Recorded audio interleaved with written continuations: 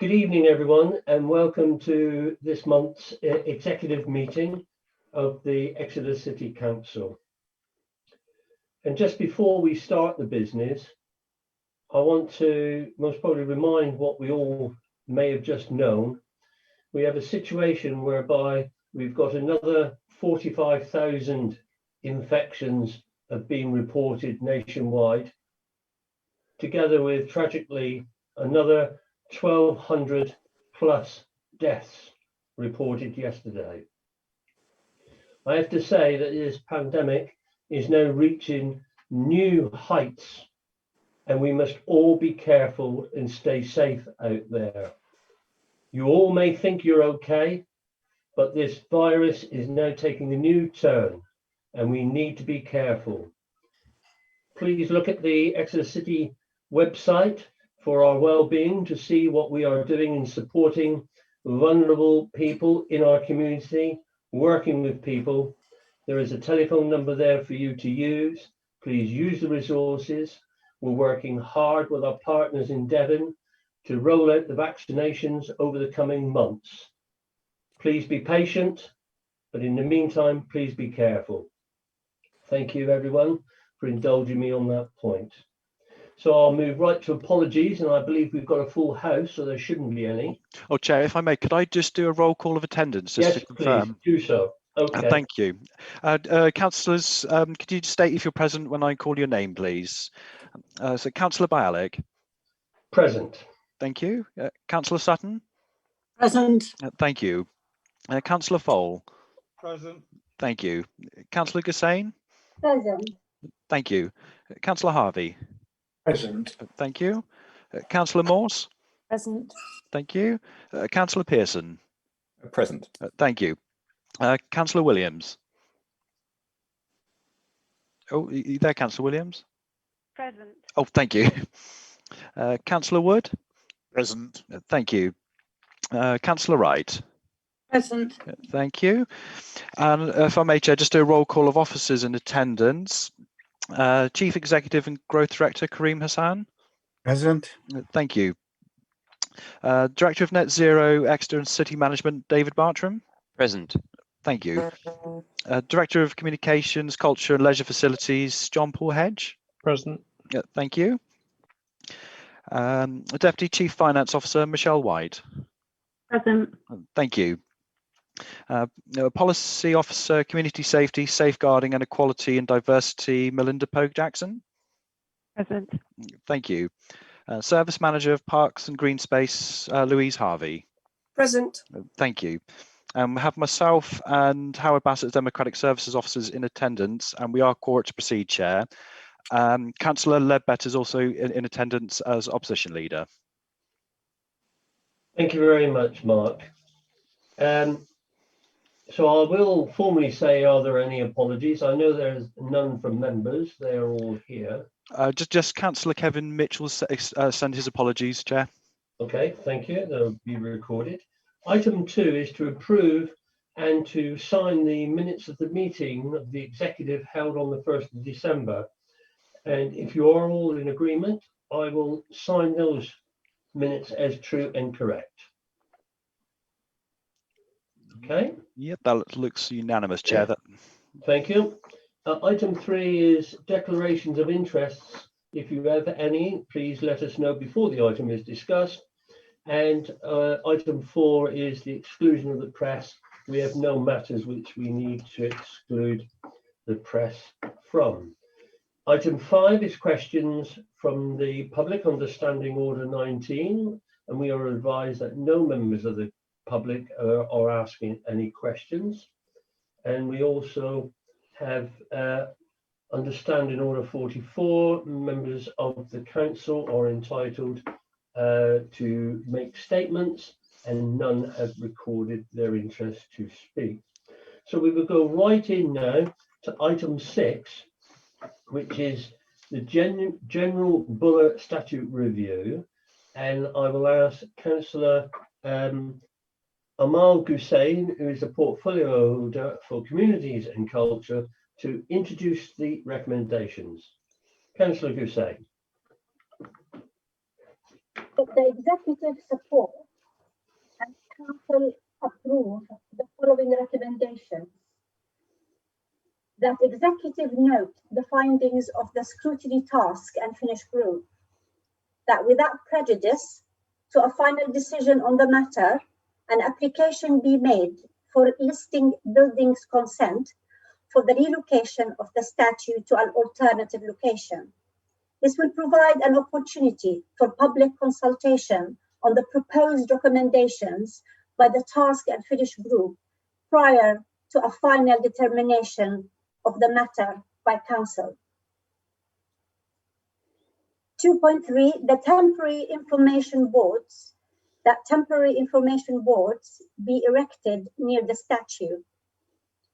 4, that the council work with the University of Exeter and Exeter Culture on an arts-based engagement project with residents through a public art working group that will be established to consider the role of public art in Exeter in order to create a new public art strategy for the city.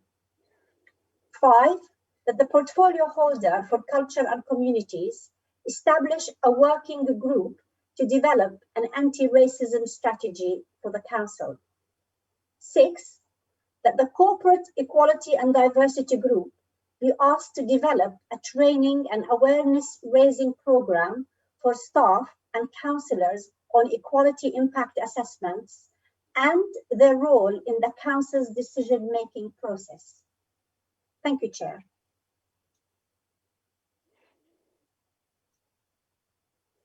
Thank you, Councillor Gusay. And now I'll ask the officer, John Paul Hedge, just to speak to the report which is before us. Thank you, Chair.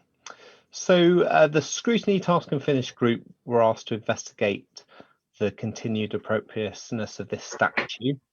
If you remember, it's the prominent statue on the junction of Heel Road and New North Road, and it dates back to 1905. It comes across against the backdrop of the Black Lives Matter movement against systemic racism and discrimination. I'm sure members are aware of the history of the statue, and you'll find that outlined in the report. If you remember that this matter came to executive last summer, where you gave it the direction for this body of work to take place, and since then a huge amount of work has taken place, particularly by our Equality and Diversity Officer, and I'm hugely grateful for that work in this report. I think it's fair to say that there's been strong views on the matter, and there continues to be so. The recommendations before you that Councillor Hussain has just read are taking into consideration both the written and oral submissions from a whole range of stakeholders and experts on this matter. We're hugely grateful for that work, particularly from the University of Exeter, who gave a significant amount of time to bring this together. I think, as well as the report in front of you, it's worth mentioning that tonight isn't about any final decision. The recommendation is that we note the findings of colleagues in that group. If this did proceed and planning permission is sought, it would require consultation as part of that process. I'd like to remind you that the statue itself is grade 2 listed, and also there are no finances allocating to removing this statue. We'd need to do a little bit more work around exactly how much it would cost to remove it, but there's no financial ask at this stage, and there are no monies allocated. Also, and should planning permission be granted and funds obtained, it would return as a matter again before you to council for a final decision. I'm delighted that the work may mean that the council work again with the University of Exeter and Exeter Culture and colleagues on an arts-based engagement project with residents, along with public art strategy, and the boards that are referred to, which would be erected to kind of help contextualise the statue, would be found with funding from existing budgets. Thank you, Chair. I'm happy to take any questions. Thank you, John Paul. But before we do questions, I'd like to ask Melinda, who's put a lot of work into this with the team, to just give us a flavour with regard to the sort of the community engagement that we had in relation to coming to these recommendations and how we engage the community. Melinda. So at the moment, obviously, it's quite limited to the task and finish group, but we did write out and contacted a wide range of groups. So we contacted a range of historic and civic societies, community groups, local historians as well, and so on. So we've had a range of views come back. So it's quite a number of approximately 20 different organisations that we've contacted to support that, and some of those have given, particularly the historians and the local historic societies, have actually given us a wealth of information in terms of the background to Redvers Buller, to General Buller, and the statue itself. Thank you very much, Melinda. Before I open it up, I'd like to come to the portfolio holder. Councillor Hussain, would you like to add anything at this stage? Thank you, Chair. I will just reiterate what both John Paul and Melinda have said. That's exactly the background. They gave a very good assessment of the background of the task and finish group and the work that they had to do.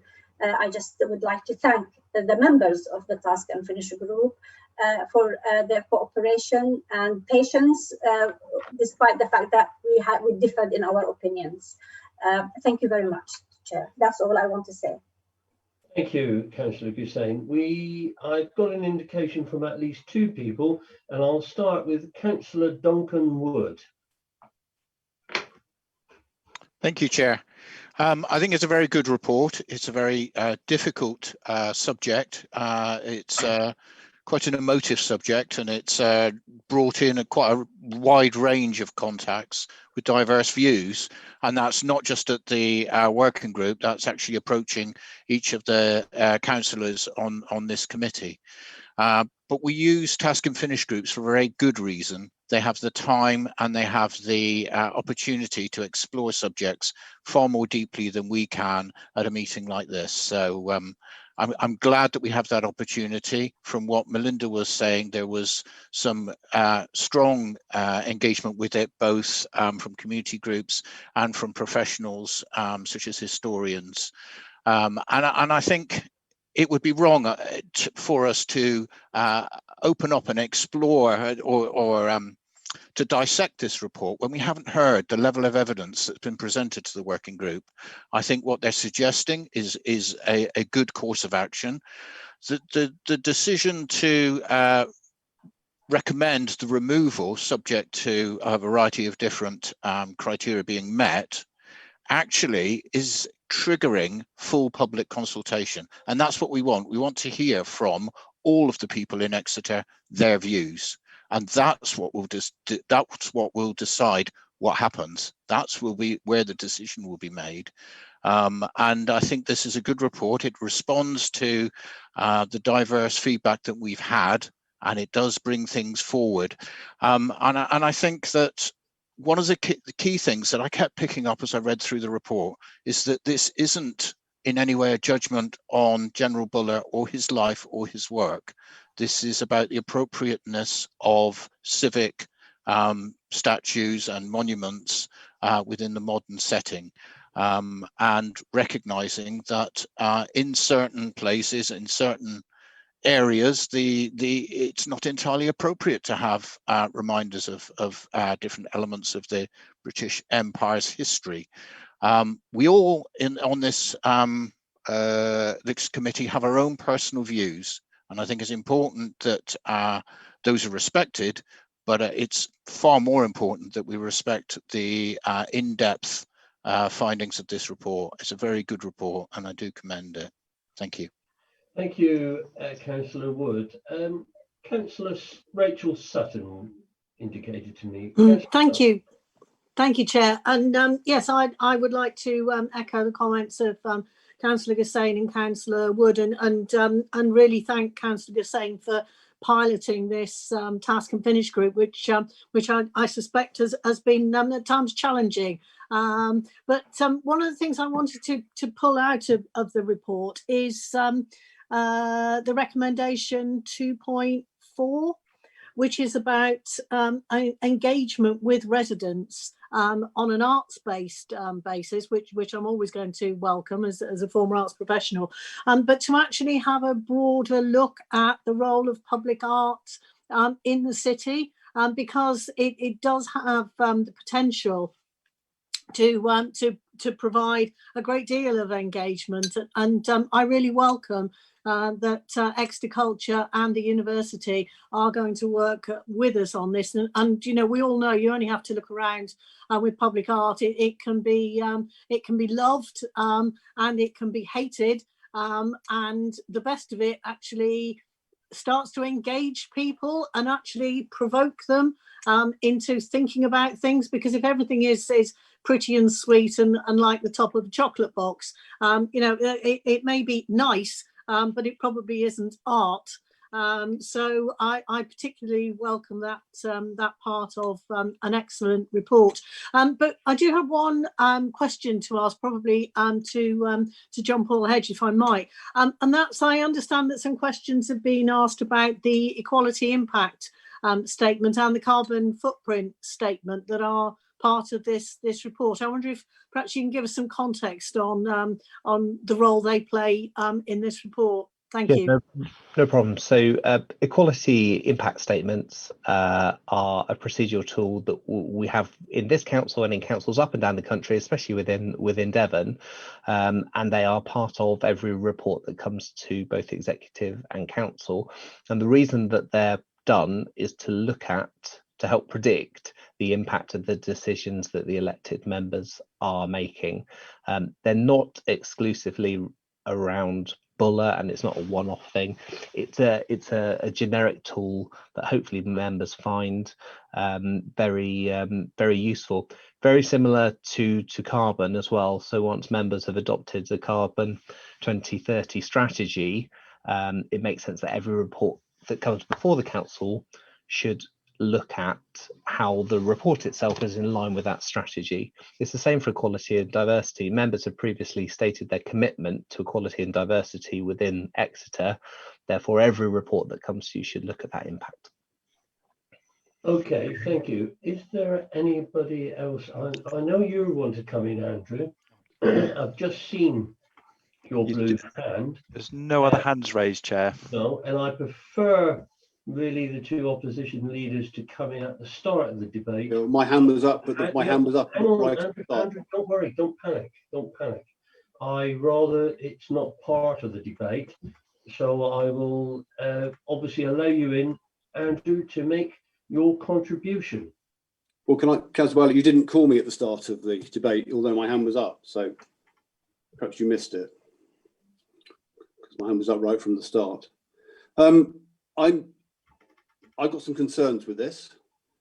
You yourself has said and made comment about the circumstances this country and the city is finding itself in, and I really would then question the sensibility of going ahead with this action at the present time. As I say, you spoke about the situation the city and the country is in. Our officers are working flat out, and I'm really concerned that this is just an extra diversion at this time.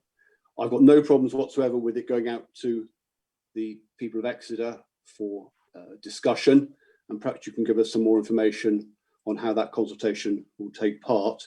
But I really am worried that at this present time, when we have so many other priorities in this country and in this city, that we're letting ourselves be diverted by this piece of work. And I would like your...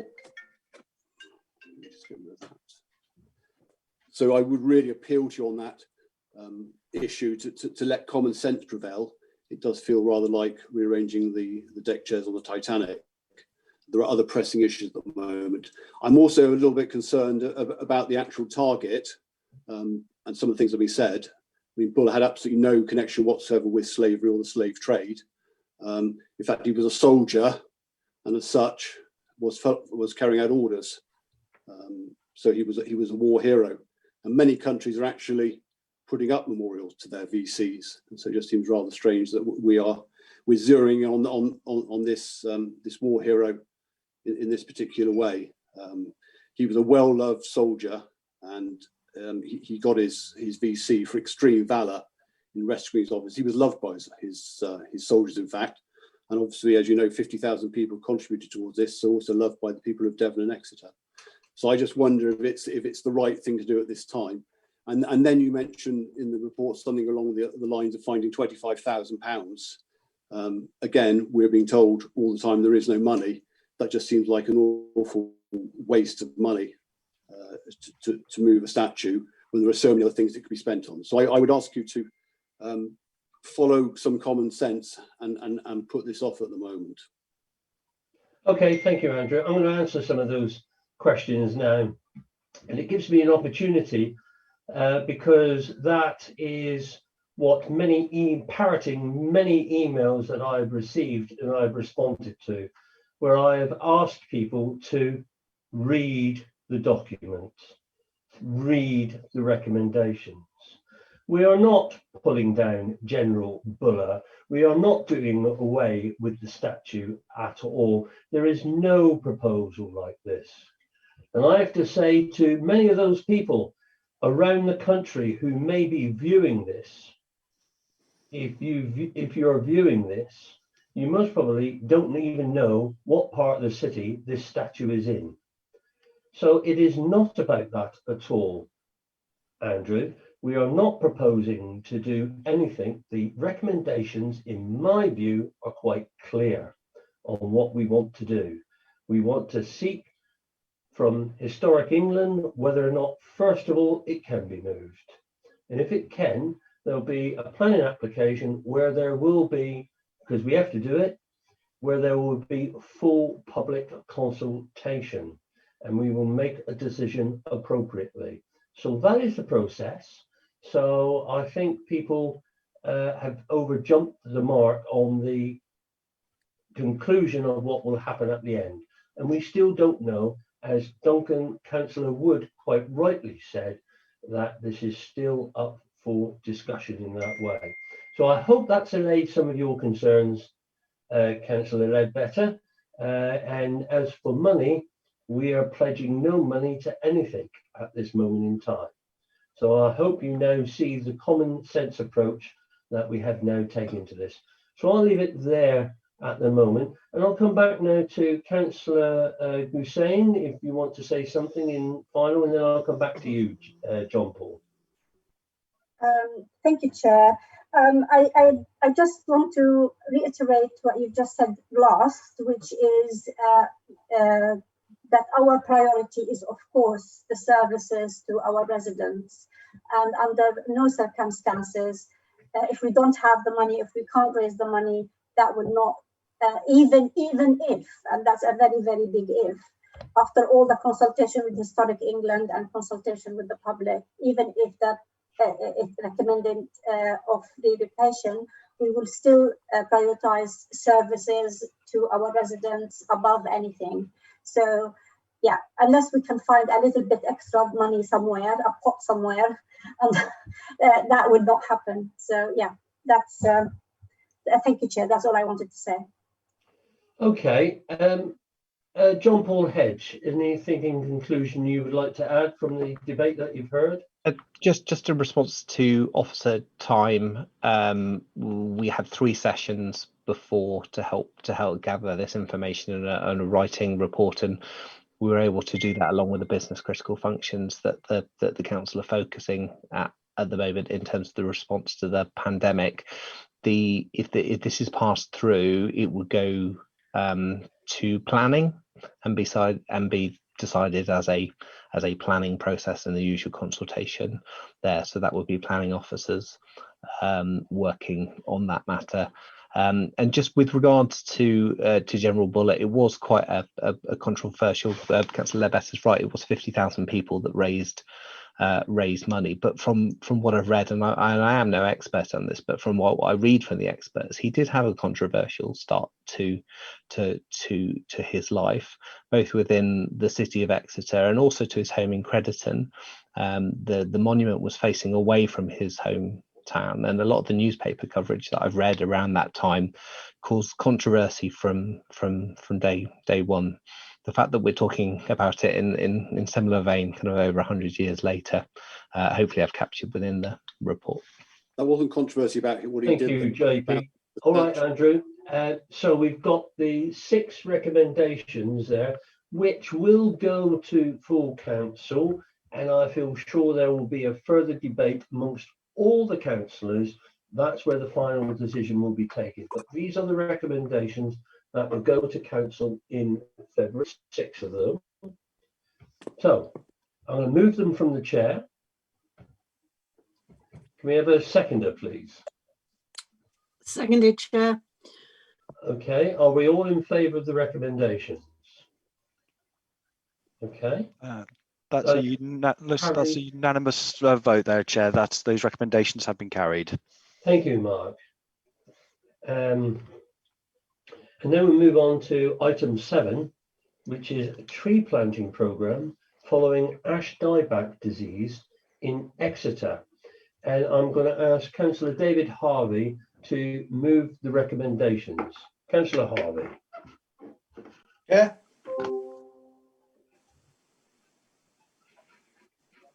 That the recommendations are that the Executive Committee recommends that Council approves a capital budget to allow our tree management team to undertake replanting in place of diseased ash trees following the dieback emergency and additional ash tree works, in accordance with the recommended actions by the Service Manager of Public and Green Spaces at the City Council to maintain our tree canopy cover.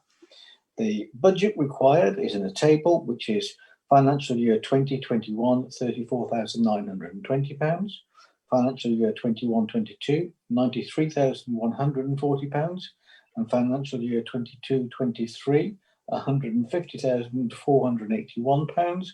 And 23-24, £25,000. A total of £303,541. Thank you. Thank you, Councillor. I'm now going to ask Lou Harvey, who is the Service Manager for Parks and Green Spaces. Lou. Thank you, Chair. I'd just like to explain that the disease, the way it affects these ash trees means that very often they can't be climbed, and you have to bring in mobile platforms to enable the tree surgeons to get up into the tree to remove them safely. So this is a lot of money, but the reasons for asking for this size of money is that the costs associated with the works are a lot greater than we would normally expect if we were doing tree management on other trees and the disease wasn't like this. It's also important to point out that these trees are the single trees that we've mapped. Very often there will be ash trees in small groups of trees, small woodlands. At the moment, that hasn't been mapped and accounted for. I'm hoping I won't have to come back and ask for any more money, but we'll have to see how this disease progresses and how we can deal with this disease in the most efficient way and use this money, if we're allowed to have it, in the most efficient way to get as much done as we can and continue to look after the trees that we've got and the canopy cover in Exeter, and continue to keep the environment safe for people to use these outdoor spaces. Thank you, Lou. And can I say, you ask very nicely for the money. Thank you. Okay, Councillor Harvey, would you like to add anything at this stage? Yes, I would. Just very briefly, Lou's been very clear about the safety issues of felling these diseased trees. This money is also to replant, to replace those trees. We see this as a very important element. Our tree canopy cover is extremely important to us. This is another disease that's attacking us and what we do in our city. And the money here is to make residents safe by felling the unsafe trees and to replace them. It will, of course, take some considerable time, but ash grows relatively quickly, not as quickly as some evergreen trees, but it does grow relatively quickly. But a considerable sum of this money is to replace. Thank you. Thank you. I'll open this up, and before I do, Councillor Ledbetter, I'll come to you first. Is there anything you wanted to? I didn't want to miss you this time. I haven't got my hand up, but thank you very Okay. much. That's all right, Andrew. Appreciate your, thank you. Thank you, Andrew. I'll come to first Councillor Ollie Pearson. Thank you, Chair. Yeah, I welcome the report, and I'm very happy to support giving Lou the money to do this, because we can see that it's really important work in terms of safety and in terms of preserving the tree cover in our city. And I very much welcome the points Councillor Harvey made around the fact that we'll be planting trees as well as part with some of this money. And indeed, I note from the report that it's actually the ambition is to have at least a 2-to-1 ratio to the trees that we're cutting down. So that we're going to have to cut down. I do have, however, note that it's the immediate impact appears that there's quite a number of trees that have been identified in Exeter, which is the ward I represent, that are very high risk. I just had a couple of questions specifically on those for Lou, just because it'd be good to see how we're going to progress over the next few months on dealing with those issues. The first point I'd just like to ask Lou, where kind of are the kind of big areas of trees in Exeter that we're looking at in terms of those that have been identified and that residents can expect to see action on in the near future? And also, I'm very conscious that when that happens, it's really important that we talk to residents, talk to groups that are concerned, as it says in the report that we'll do. And I just wanted to get a feel for how over the next few months we're going to go about that process. So thanks. Yeah, they're Yes, good Lou. points. Yes, Lou, come in, Thank you, please. Chair.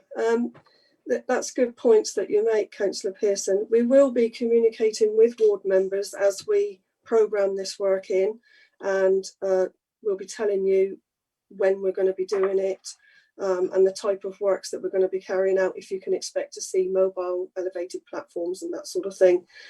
They will be sort of spread over the ward. So it's difficult right now to sort of say exactly where you're going to see the gaps and the work commencing, but I'll make sure that the tree officers keep ward members fully updated as the plan progresses and we work through it, and we'll let you know what trees are coming down and where and when, if that's okay. Okay, thank you. Before I come to David Bartram, I've got Councillor Wood. Thank you, Chair. Trees, it's always a very another emotive subject. And we all love the green nature of the city. And I do remember on our social media coverage about this time last year, how we were quite proud of having one of the highest ratio of tree canopy coverage in the country, which is great.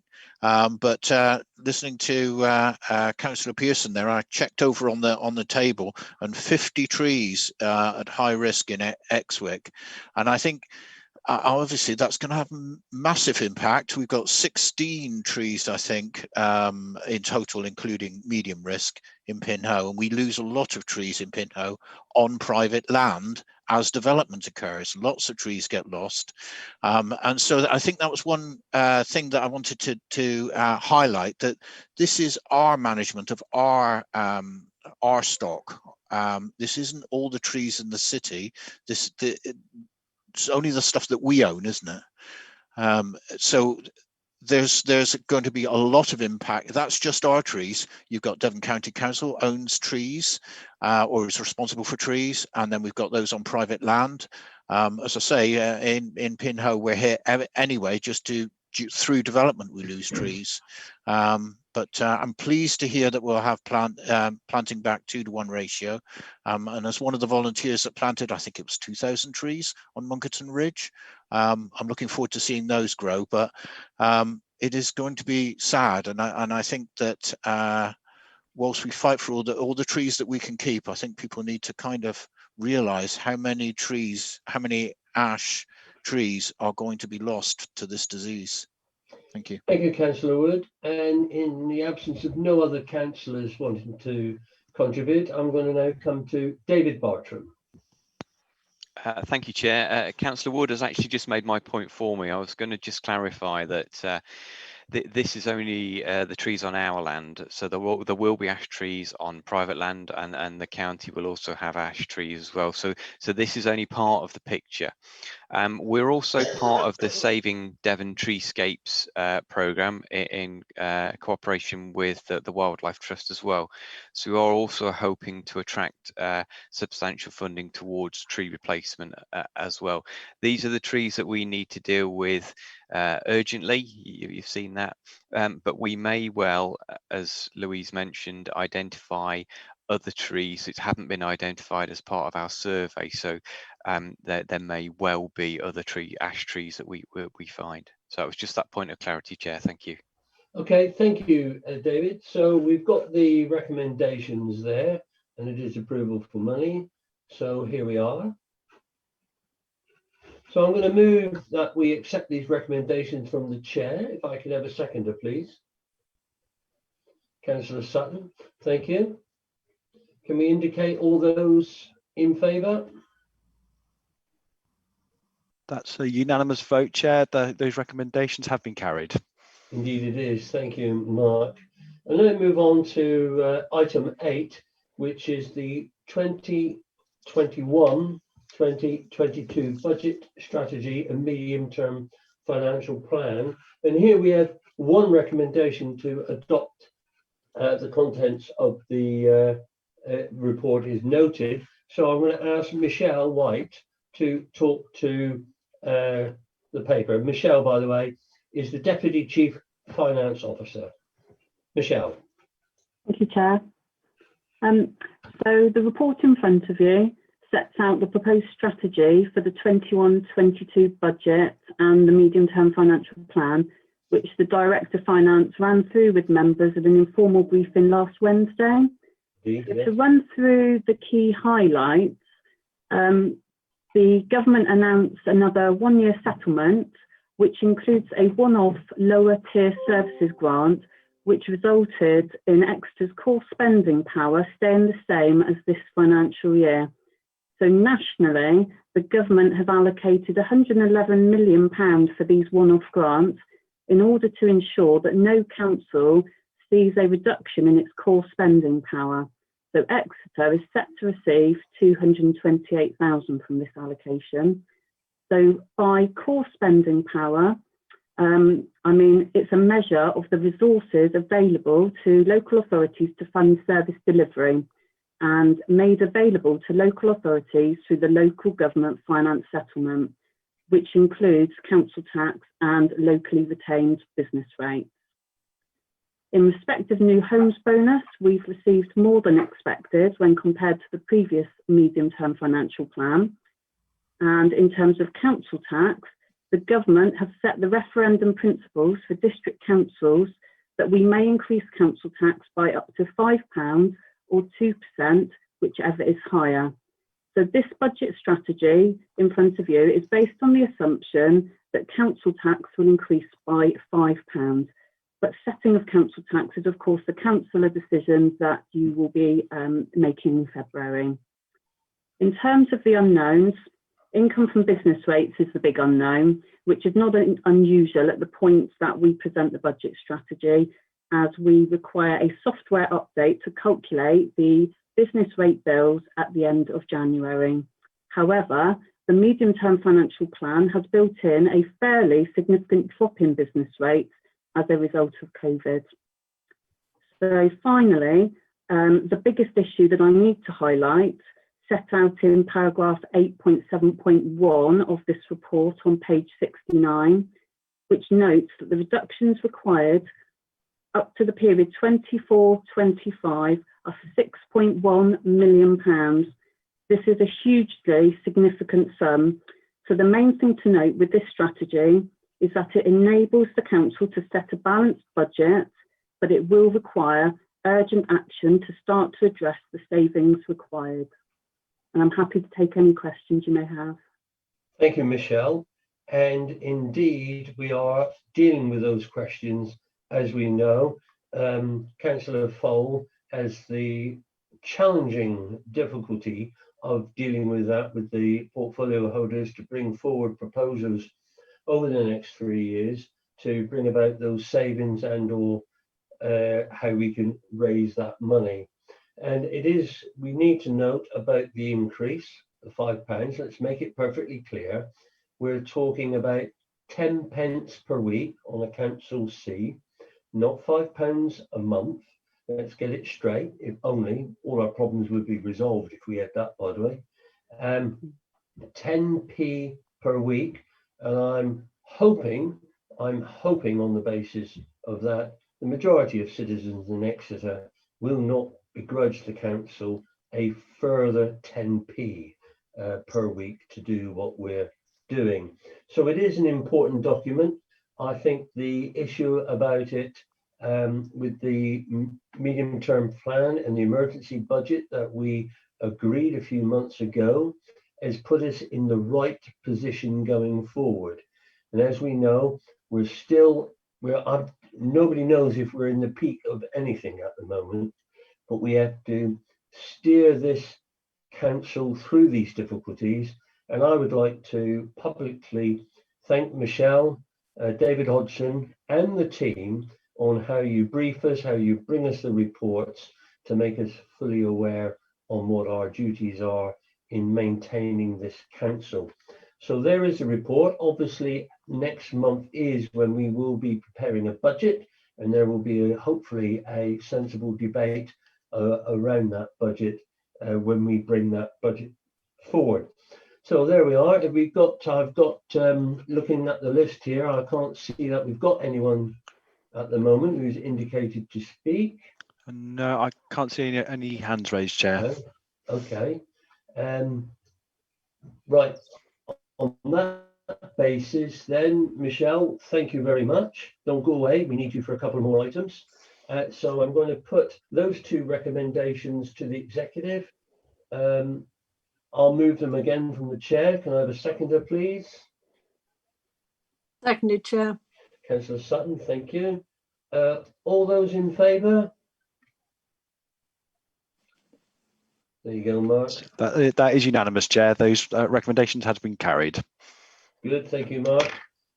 We now move on to item 9, which is the council tax base and NDR1 for 21-22.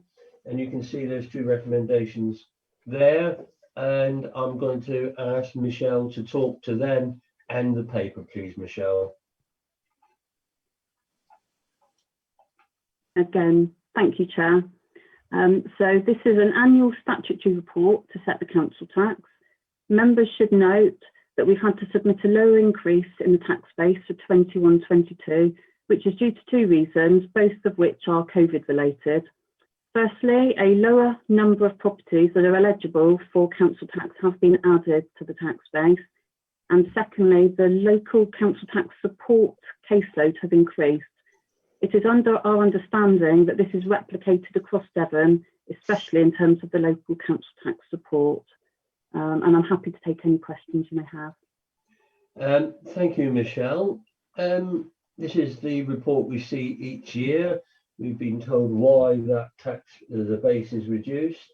I find these numbers quite interesting.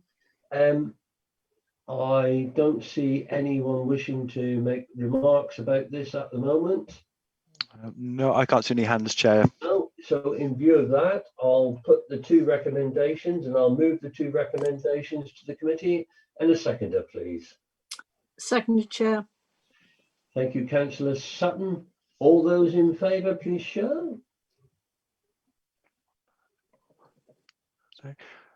Oh, thank you, Councillor Sutton. Yeah, that's unanimous, Chair. Those recommendations have been carried. I live in fear you're going to say something else one day. We now move on to item 10. And yes, it's the last item. Housing rents and service charges for 21-22. This is about the HRA. So I'm going to ask Councillor Laura Wright to move the three recommendations, and then we'll come to you, Michelle. Councillor Wright. Thank you, Chair. The recommendations are that the Executive recommend the Council approves rents of council dwellings are increased by 1.5% from the 1st of April 2021. The garage rents are increased by 1.5% from the 1st of April 2021, and service charges are increased by 1.5%, with the exception of charges specified in paragraph 13.3 from the 1st of April 2021. Thank you, Councillor Wright. Michelle, would you like to talk to the document, please? Thank you, Chair. This report in front of you, again, sets out the proposed changes to council dwelling rents, garages and service charges. The key headline to draw attention is that we are required to set rents in accordance with the government's social rent policy, which for next year allows for an increase of CPI plus 1%. For 2021, this results in an increase of 1.5%. The impact of COVID on CPI has resulted in a much lower increase compared to previous assumptions in the HRA's medium-term financial plan, with it resulting in approximately £2.3 million less of budgeted rental income over the period to 24-25. The HRA has been able to mitigate this in its proposed budget by reprofiling planned works in the capital programme over a slightly longer period. In terms of service charges, we are required to set charges in order to recover costs only, so the proposed charges seek to achieve this. And again, happy to take any questions. Thank you, Michelle. And I see we have no contributions. Councillor Wood, sorry, Chair. Councillor Wood, and then I'll come to the end of Councillor Wright if she chooses to speak on it. Councillor Wood. Thank you, Chair. I'm really pleased and proud to be a member on a council that has housing stock and is able to provide housing to those in need.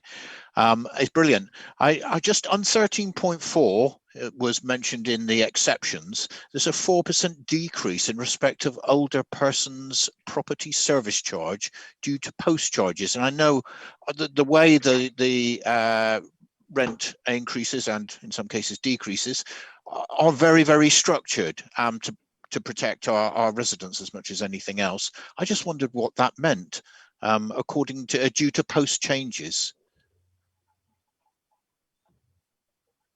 So I believe the older persons property services team has had a minor restructure which has resulted in one less post, which is following a review of capacity. So because there are lower employee costs to recover, it has resulted in an alignment with the service charges as a reduction. So that's a reduction in rent to older people's properties, is it? This is a lower recovery of costs because the cost has gone down to provide that support to the older persons. Okay, thank you. Thank you, Michelle. Councillor Wright, would you like to? Sorry, Chair. Councillor Gassane had her hand raised. Councillor Gassane. Sorry, just a question for Michelle, please. These increases that you have just mentioned, are they already incorporated in the medium financial plan? Yes. So all the proposed increases in rents, garages and service charges are reflected in the proposed HRA medium-term financial plan. Thank you. Thank you. Okay. Right, make sure I've not missed anybody this time. No other hands now, Chair. Councillor Wright. Thank you, Chair. Yes, to echo what Councillor Wood has said, we are in a really, really good position in Exeter City Council to have such a good amount of, I don't like to use the word stock, but it is the word that we use, homes for residents in Exeter. And as you know, we have plans that are afoot already now to build more as well, which in the current climate, a lot of councils aren't able to do, and we are able to do that. The headline of putting rents up is always quite alarming, but when you actually look at the amount they're going up by, which is 1.5%, as Michelle said, and the fact that we didn't put council rents up for quite a few years, this is actually not a huge leap at all. And further on in the report, I'm sure you've all seen, it does give a comparison as to what our social rent is per week compared to an affordable rent for a housing society and also for the open market rent. So our rents are still genuinely affordable, which is what we want to keep for our residents in Exeter. There is also something I think it's always worth pointing out, and I was proud of this when I myself lived in a council house a few years ago, and I was actually brought up in one, is that the rents that you pay as a tenant go back into the pot. It's very much a cooperative.